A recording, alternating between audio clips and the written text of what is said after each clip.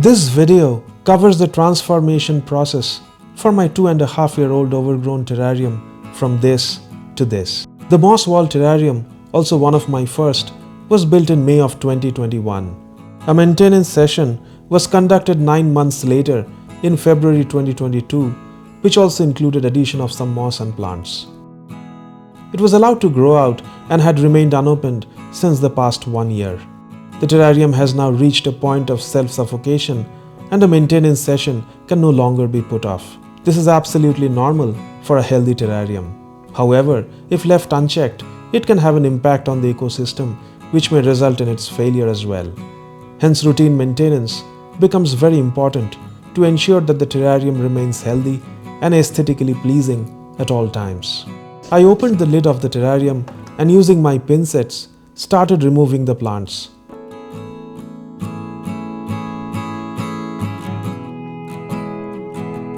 I placed them in a closed tray to keep them hydrated during the rebuild process.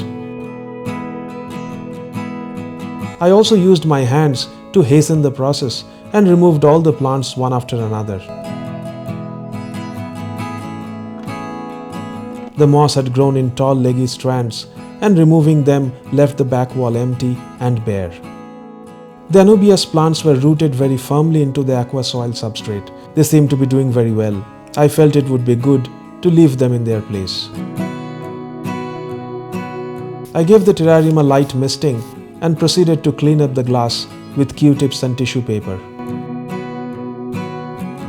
There was quite a bit of algae build-up on the glass and I did my best to remove as much as I could. The wall had to be mossed up again.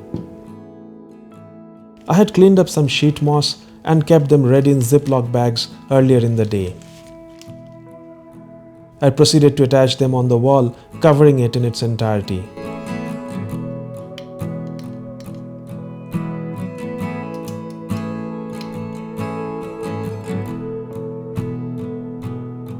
I also placed some patches of moss in the foreground and pressed them firmly against the soil using a chopstick.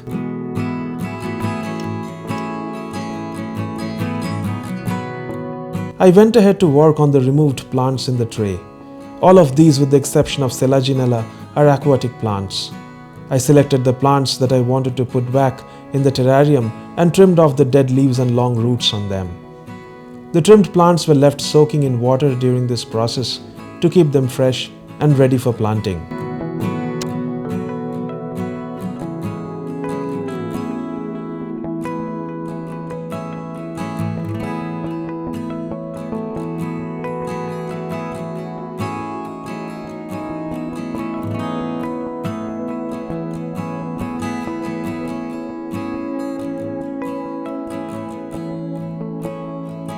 I started planting with the mini Bolbitis. The Storogine stems followed next. They were planted alongside the Bolbitis behind the Anubias. A tuft of Selaginella was then placed in between the Anubias plants. The existing driftwood pieces had already turned brittle and hence not usable. I decided to introduce fresh pieces of driftwood for hardscape.